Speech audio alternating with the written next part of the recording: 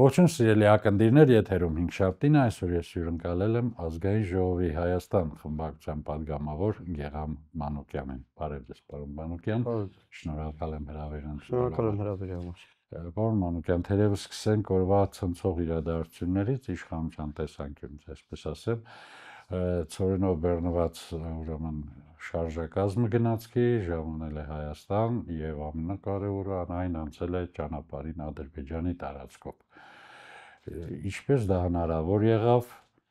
եւ արդյոք դա այն իրադարձությունն է, որի շուրջ այսպես պետք է հրճվեին Հայաստանի իշխանությունները։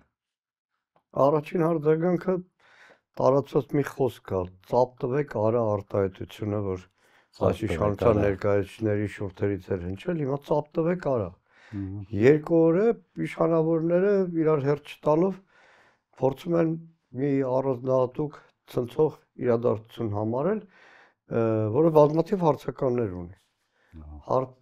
Նախ իրենց են վառում, ծախում, բացահայտում, որ իրականում խաղը մի քիչ ուրիշ է եղել։ Ի սկզբանե խաղ է եղել եւ ի սկզբանե խաղի նպատակը եղել է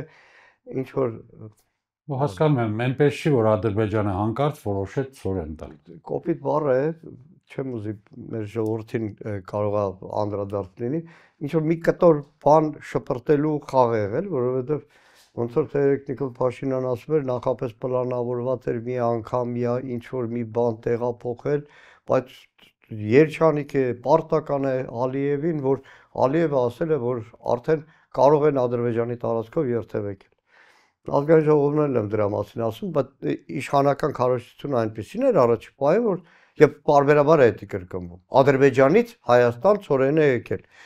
Դե մարդը մինչեւ քարտեզը վերցնի, քարտեզով երկաթգծների կառուցվածք, մինչեւ խորամուխ լինի հարցերի մեջ, ուղեղում դաջվում է Ադրբեջանից Հայաստան։ Քարտեզ ուղիղ գծով եկել մտել է Հայաստան, օրինակ Իջևան Ղազախ երկաթուղով է մտել կամ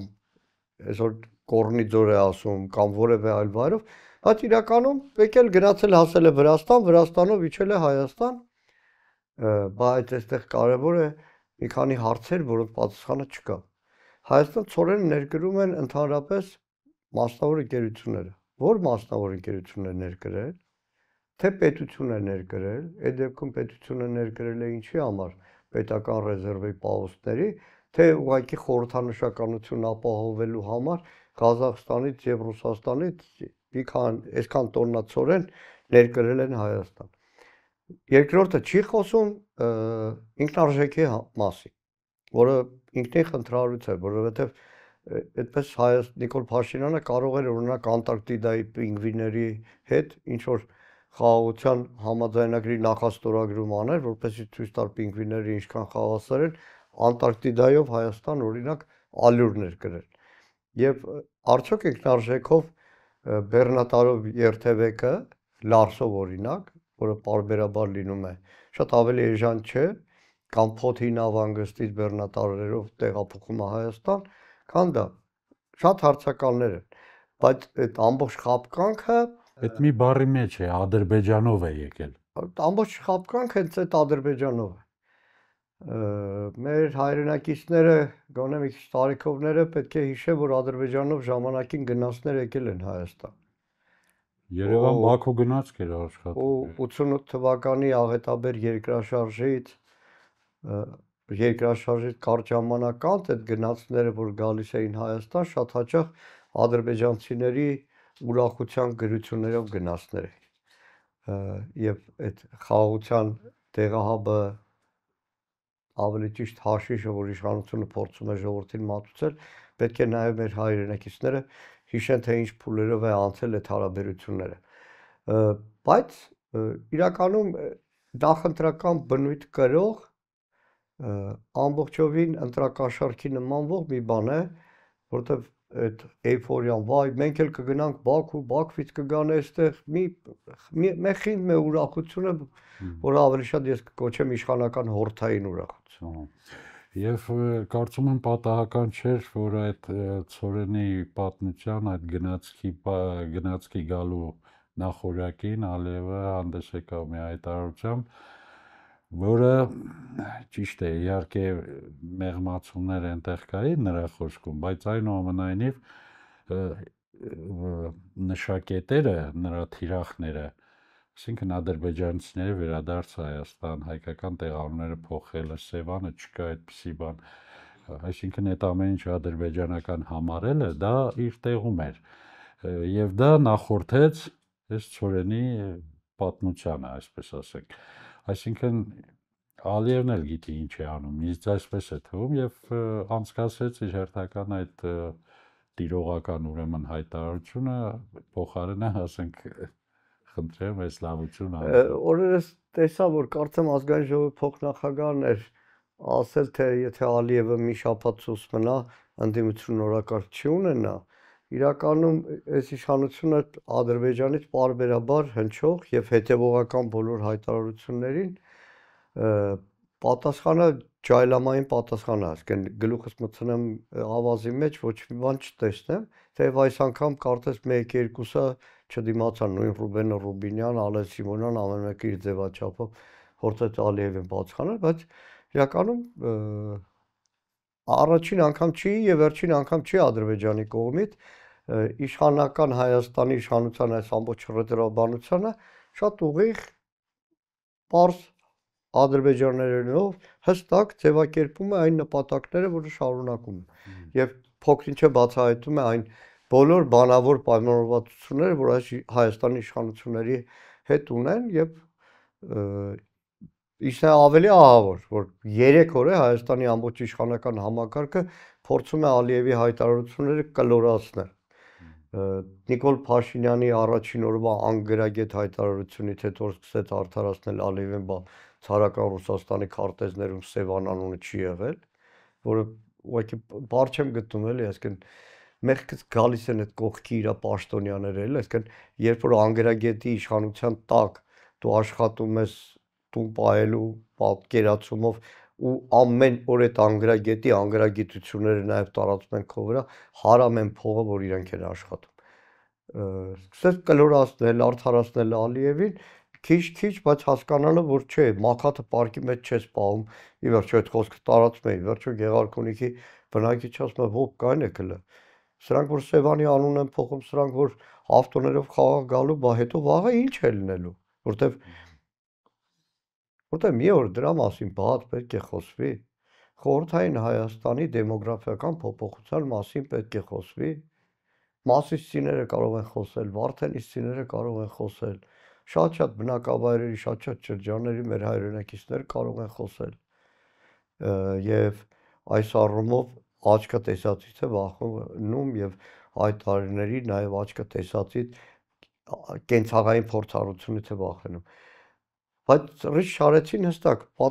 հայտարարության Ալիևի պատասխանել եւ դրան փոխարեն սկսեցին բան անել։ Հիմա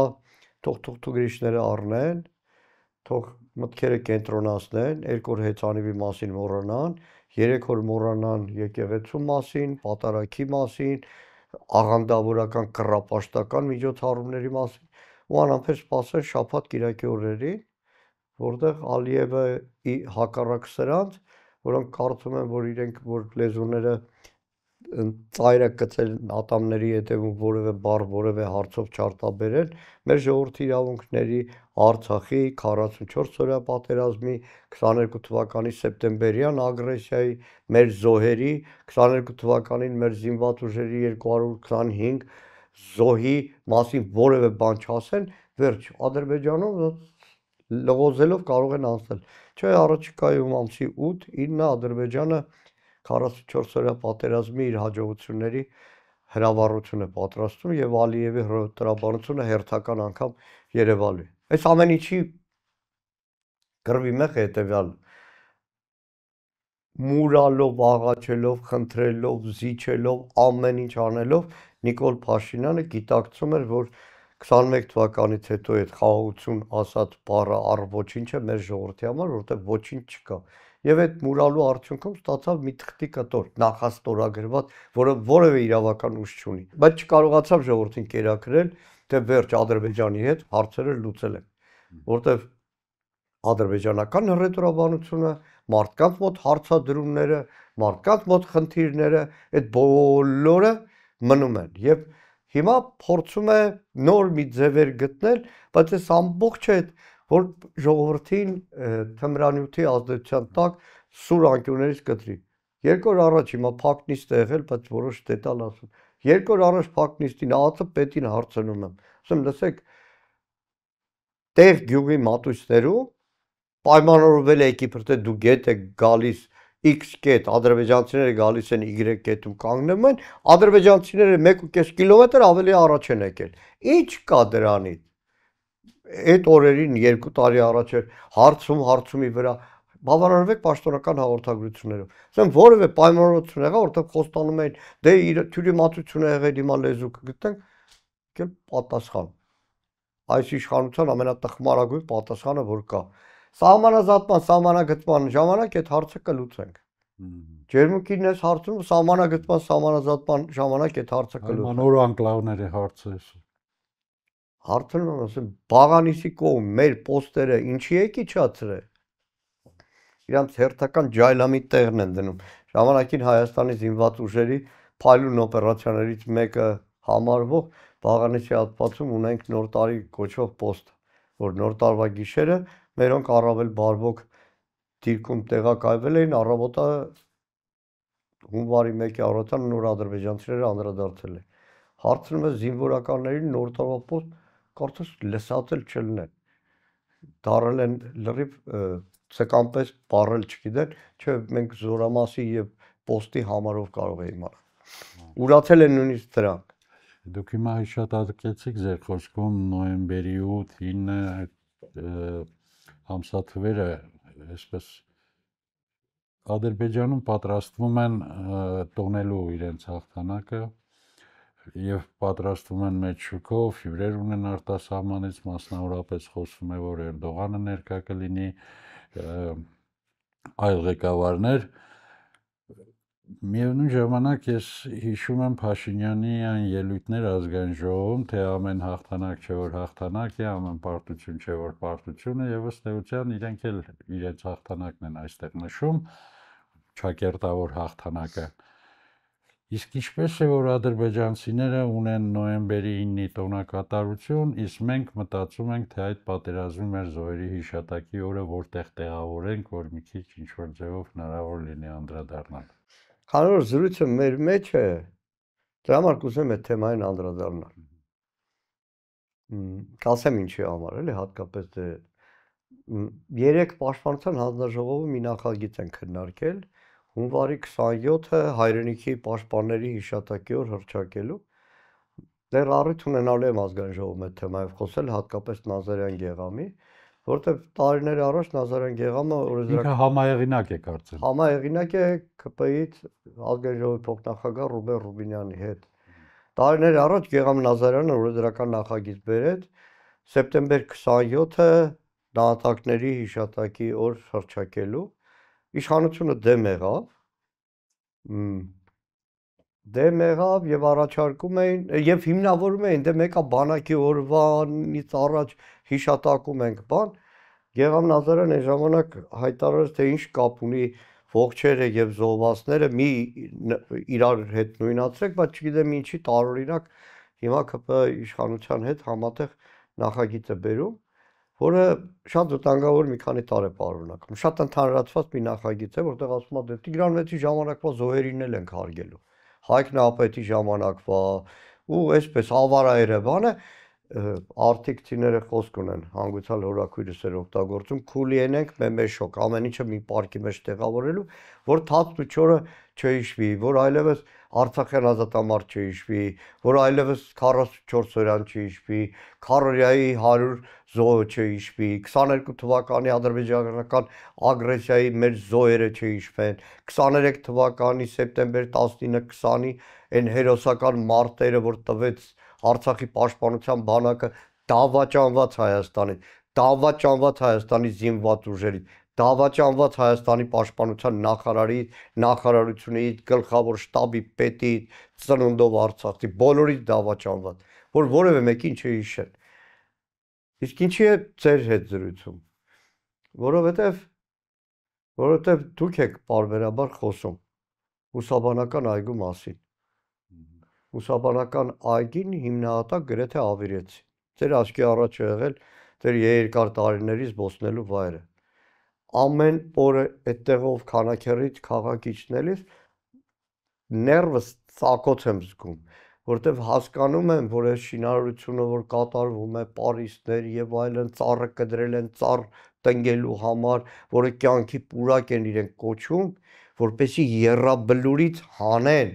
արարողակարգը, եռաբլուրից հանեն հիշատակումը, եռաբլուրը թողնեն միայն այնտեղ եղած շիրիմների, հազարավոր շիրիմների, ծնողների, հարազատների փառք Աստծո շատ-շատերի դեպքում մարտական ընկերների այցելության վայր, որպեսի եռաբլուրը այլևս դադարի պաշտոնական միջոցառումների վայր լիներ, եւ այդ հետևողական մտածված է բանակի զինված ուժերի օր, որն արդեն տարիներ շարունակ անշուք են նշում, տարիներ շարունակ անշուք են նշում, մի տարի կորոնա է, մի տարի սա է, մի տարի նա է, մի տարի դարել է արդեն այս երկրի իշխանությունը բանակ ասելուց առաջի բանը կինն է պատկերացնում, այսինքն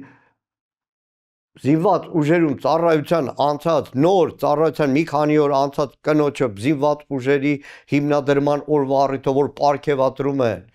պարգևնել են հեղինակազրկում։ Բերեք հետախույզի օրնա Սուրեն Պապիկյանը միակ բանը որ արել է կին հետախույզը։ Այսինքն չեմ ուզում գենդերային անհավասարություն դնեմ, բայց այդ ամեն ինչը այդ թիթեռը նկարելու տրամաբանության մեջ է եւ այդ արժեզրկումն է որ կատարվում է անցյալից այդ ամբողջ կապը կտրելն է, այսինքն մեռանք 21 թվականից ենք բարձրացել պաշտպանության նախարարության պաշտոնական կայքում կար լավ ո՞նց է հիմնադրվել հայոց բանակը Հայաստանի Հանրապետության զինված ուժերը կար Արցախյան ազատամարտ բաժինը ջնջեցին տղամարդ էլ չեն որ ասեն հա որոշել ենք ջնջել շեֆը հանձնարարել է ամենավերջի կապիկություններն արին սերվերը կախեցի կայքի վերախմբագրում վերաթարմացում բան 4 տարի այդ ամբողջը ջնջեցին մեր ամբողջ ազատամարտը հարյուրավոր զոհերը դուշմաններին դուդուլներին մոնթեներին ասկոլկեկին Վազգեն Սարգսյանին Գեղազնիկին բոլորին ջնջեցին Թաթուլին բոլորին ջնջել են չկա պաշտպանության նախարարության կայքում նայում ես կարծես բամբակի մեջից ծնվեց Սուրեն Պապիկյանի սպարապետությամբ եւ Արցախի Ազով գյուղի ծնունդով այսօր գլխավոր շտաբի պետ միշտ հրամանները կատարող լսող Ասերյան Էդիկի նոր Հայաստան նոր բանակ մի բան է նույն տրամաբանությամբ եւ ներքին մեր քաղաքական խնդիրներից մի հարցի անդրադառնանք Փաշինյանը եւ էլի ԿՊԱ-կան մի քանի հայտնի դեմքեր հայտարարեցին, որ դիմել են իրենց ղեկավարությանը կուսակցության այդ ցուցակում ներառելու գրանցվելու համար ազգային ժողովի ընտրություններին մասնակցելու սրանից ենթադրելով մենք կարող ենք միանշանակ արդեն պնդել, որ մենք կունենանք առաջին անգամ Փաշինյանի իշխանավարության շրջանում մենք կունենանք առաջին անգամ հերթական ազգային ժողովի ընտրություններ։ Չեմ անում ամեն օր կարող զարտի թազաբան որոշի, հիմա մարդը որ երկու օրը մեկ գլխարկա փոխում, գլխարկի ձևա փոխում, ամեն ինչ էլ պատրաստ է, բանալ, չեմ կարող ասել, պետք է բոլորը պատրաստ լինեն ցանկացած զարգացման, ցանկացած պահի, ցանկացած զարգացման եւ իրականում ընդդիմությունը երբեմն այսպես քննադատություններ կան, մեր կարգախոսը այս տարիներին եղել է նոր պայքար եւ այդպես չի որ լավ այսօր անցել է մի 3 օր հանգստանամ, հետո 4-րդ օրը մտածեմ ինչ անեմ, մեր ամբողջ գործունեությունն եղել է ամեն օր կռիվ տալու եւ ցանկացած զարգացման պետք է պատրաստ լինենք, բայց այդ ընտրությունների դուր ասացիք առաջադրվելը սրանց քանի որ կուրքը փողն է, հիմա օրինակ իրանց ցուցակում փողով են որոշել, որ առաջադրեն 500,000, 1.5 միլիոնները 1.5 միլիոն դրամ ոչ ԿՊԱ-ականները, չգիտեմ էլ այդ տարբերությունը որն է ԿՊԱ-ական ոչ ԿՊԱ-ականի։ Հիմա հպարտանում են, բա այսպես գյուղապետեր, քաղաքապետեր, բա դաշնակցությունը քաղաքապետ առանձին չի առաջադրում։ Հայաստանի ԿՊԱ-ականների 70%-ը նախկին հանրապետական ԿՊԱ-ական համայնքապետերն էին։ Հիմա տարբերությունը ո՞րն է, ցանկացած ոչ կուսակցական շեֆը ասում է մի օրվա մեջ պատգամավորները դրա լավագույն վկայությունը, մի օրվա մեջ դառնում են ԿՊԵ-ական կուսակցականությունը, բայց քան որ փողն է, վաղը չի բացառում, օրինակ այդ առաջադրումներից հետո սկսի համամասնական ցուցակի տեղերի հարցը, ասեն ով օրինակ 2 միլիոն ավել կտա 7 տեղ առաջ կգնա այդ ցուցակում, ու այսպես շարունակ։ Նույնիսկ այդ ցինիկությունն է կառավարում, որ թքածուն են ժողովրդի վրա։ Իրանք պաշտոնապես ասում են, որ մեր մոտ ազգային ժողովի պատգամավորի տեխնացուն դառնում է փողով։ Փողով։ Նախատեղել հարց է, որովհետև այդ փողը նախընտրական հիմնադրամով չի գնում։ Ինքը ընտրությունների նպատակով փող է, որը հիմնադրամով չի։ Չկա պաշտոնապես ընտրությունների մեկնարկ, եւ դու իրավունք չունես նախընտրական գումարների շարժ անել։ Բայց հավաքում է, որովհետև կուսակցությունից փոխանցեն ապագա նախընտրական հիմնադրամին այդ դեռ երևացող մասն է, չերևացողի մասը դե իրանք վարժեն, այսինքն հիմա օրերս էր ազգային ժողովում, ասում սուտ ես խոսում, որ ասում ես մեր հաշիվները թափանցիկ են։ Նախընտրական նվիրատվությունների ցուցակները լրատվամիջոցներն ուզում էին, իրանք բաներ, պարտիզանի նման համառում էին չէին տալիս։ Մինչև դատի տվեցին, հասկացա, որ դատարանով են պարտվելու, ստիպած բացեցին ու պարզվեց, որ ինչ Հայաստան խոշոր տնտեսական ընկերությունների աշխատակիցների անունից ԿՊ-ին փոխանցվել, այդ մարդիկ լուր չունեն։ Այսինքն կեղծվել է, չէ՞։ Այսինքն ֆինանսական մի ընկերությունից փողերա գնացել ԿՊ-ին, որը բավականին այս իշխանությունների հետ ջերմ հարաբերությունների մեջ է, դրան ո՞նց են կոչում։ Թե այն ժամանակ որ էդի կոռուպցիա էր, հիմա բանա տեղին օրինակ փողկապով, չգիտեմ, ժողովրդավարության ամենամեծ խորհրդանիշն է։ Եվ ինչքան էլ մենք խոսենք, որ ընտրությունների ժամանակ այս իշխանություններն օգտագործելու են լծակները, իրավապահների լծակը, չգիտեմ, տնտեսական լծակները եւ այլ փողի լծակը, այս ամենով հանդերձ նրանք ստիպված են լինելու նաեւ քարոզչությամբ զբաղվել։ Ի վերջո այդքան ցցում էլ չեն կարող ամեն ինչ այսպես հարթ ճանապարհով տանել, այ քարոզչության մեջ նրանք ինչ են ասելու այդ ժողովրդին, լավ, Արցախը տվեցին, հրաժարվեցին արցախցիների իրավունքից։ Հիմա չգիտեմ, ադրբեջանցիներից չի կարողանում նրանց հետ խոսել, որ մեր սուվերեն տարածքները ազատ են։ Ես Մեղրի եմ ասում, ադրբեջանական խոսույթով Զանգեզուրի միջանցքը տվեցին, պատրաստվում են նոր տարածքներ հիմա երևի թե առաջիկա օրերին կսկսեն արդեն աշճանաբար հանձնել, որովհետև անոնսներ կան Տավուշից։ Ինչ են ասելու նրանք, օրինակ Արցախի թեման, իրենք ինչպես են արծարծելու, ես վստահ եմ, որ այդ թեման լինելու է։ Չէ, մենք գործ ունենք ուրացողի է, այսինքն այլ հարց, որ հակառակ տեսակետները ինչքանով ընկալելի կլինի հանրության համար։ Հիմա էլ անձեն աչքով նկատելի արդեն ամիսներ շարունակ,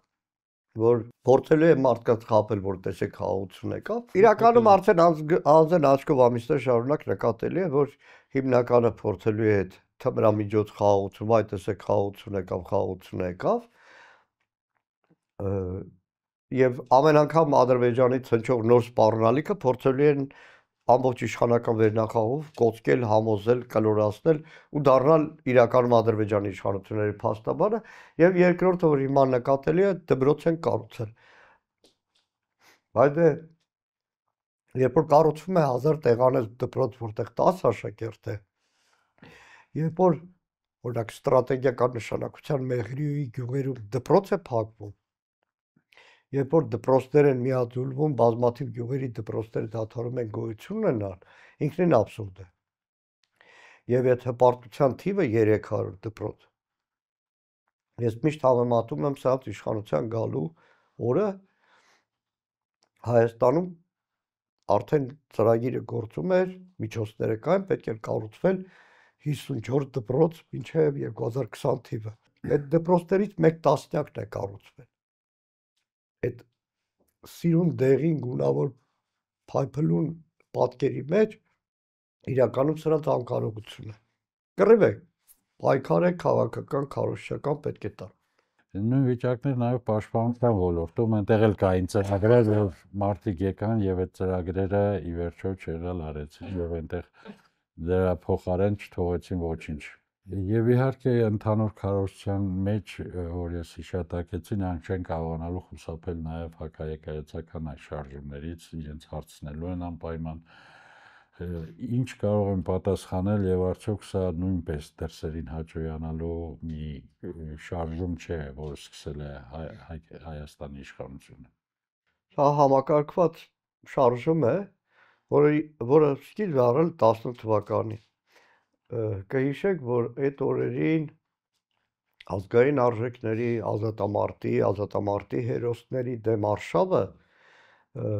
նաև ազգային կուսակցությունների դեմ արշավը պարբերաբար հնչում էր ահազանգ, որ այս իշխանությունը փորձելու է փլուզել ցանկացած ազգային համակարգ։ Ամենադժվարը մայրաթորն էր, հայ առաքելական Սուրբ եկեղեցին, ամենադժվարը։ Մի փորձ 18-ին ձախողվեց, ոչ իրենց դեմքով եղավ, բայց ամբողջությամբ հովանավորությամբ, հիմա այլևս այդ արշավի լայնածավալությունը նոր թափ է ստացել։ Այդ վերջերս Նիկոլ Փաշինյանին հատուկ չէի ուզում գիրք տալ, սկսել եմ ափսոսալ գրքերս, հոդված էր գիտական։ Կոչվում է այդ աղանդավորական մի շարժում է եղել 20-ականներին,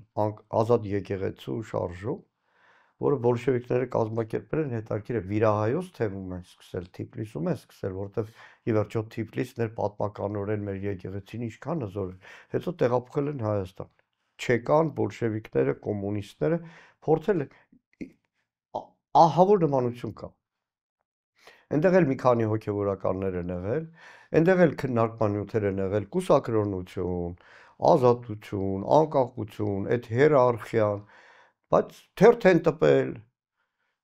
պատարակներ են մատուցել պայմանական, եկեղեցի են գրավել, հիմա որ նայում ես զուգահեռ լրիվ նույն իրավիճակն է, իհարկե կոդրվել են, իհարկե փշրվել են, իհարկե մոռացվել են, այդ հոդվածն ուզում էի Նիկոլին տալ, որ կարող է կարդա մի հատ մտածի, որ նույն չեկիստների օրն անգնելու, ինչպես օրինակ Խորեն Մուրադբեկյանին սպանած այդ չեկիստներից մեկը Ստավանդույթի Էջմիածնում վերջում խելագար փողոցներով մանեկող կանանցից մեկն է եղել։ Ցավոք սրտի ընկրկողներ լինելու են, կաշառվողներ լինելու են, որի ականատեսնենք այն ինչ որ կատարվում է Հովնավանքում։ Իդեպ ես կառաջարկեմ ամբողջությամբ այս թեմայով։ Միայն այն ինչ որ կատարվում է Ռուստամյան Արմենին հրավիրել։